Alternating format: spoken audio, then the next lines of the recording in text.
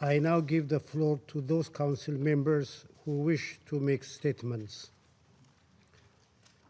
I give the floor to the representative of the United States. Thank you, Mr. President. Thank you, Mr. Scheer, for your briefing. And we also thank President Mohi for his briefing and his tireless efforts to bring peace to South Sudan. The people of South Sudan are suffering, and the promise of their hard-fought independence is slipping away. We are so concerned, in fact, about the deteriorating situation in South Sudan and elsewhere in Central and East Africa that President Trump announced last week that he has asked me to go to Africa in October. While there, I will go to Juba as a representative of my government, but also as a representative to the Security Council. 6 months have passed since the Security Council demanded the warring parties in South Sudan to cease fighting and return to the negotiation table. Each month since, we have gathered here to lament the terrible situation in South Sudan. Each month, we have urged the parties to stop fighting. We have called on them to stop obstructing the UN mission in South Sudan. We have watched in dismay as hundreds of people each day are forced to flee their homes and hunger has set in.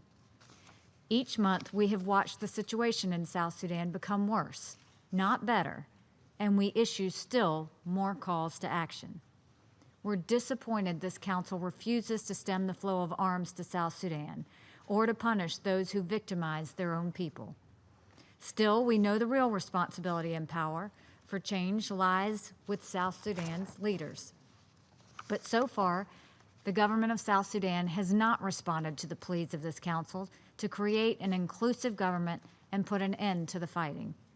There is a great deal of work left to do. The violence and destruction have left 2 million South Sudanese displaced, 2 million more refugees, 6 million facing near famine conditions, and countless dead.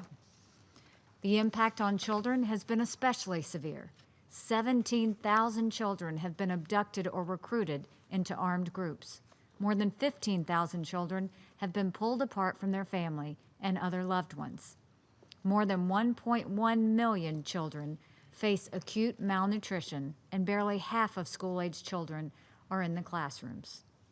These are sobering statistics with dire implications for the safety, well-being, and future of an entire generation. The UN mission is in South Sudan to respond to this crisis, to help protect civilians and ease their suffering. Unmissed shelters, more than 200,000 civilians at sites across the country. It tries to reach more, but its operations are continually frustrated. We call on the government of South Sudan to welcome the assistance of the UN mission and to cooperate with it fulfilling its mandate for the South Sudanese people. The United States is not waiting to act. Earlier this month, we imposed economic and financial sanctions against individuals who have obstructed the peace process, denied access to humanitarian assistance, and interfered with the peacekeeping mission.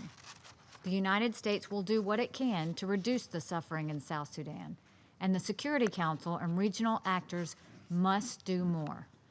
But our bottom line message to the South Sudanese leaders will be that they seize this opportunity to take the initiative. They have a way to stop this violence.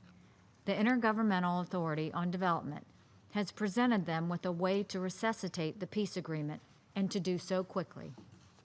But time is running short. This is the last chance at salvaging the peace agreement in South Sudan. The different parties to the conflict must use the next several weeks to commit themselves to this process and to conclude it. Our hope is that South Sudan's leaders will seize this opportunity. If not, we must resolve now, both individually and collectively, to do more to end this conflict. As for the people of South Sudan, we look forward to delivering the message in person very soon that we have not given up on them and have not forgotten them. The people of South Sudan have a friend and an advocate in the United States of America. Thank you. I thank the representative of the United States for her statement.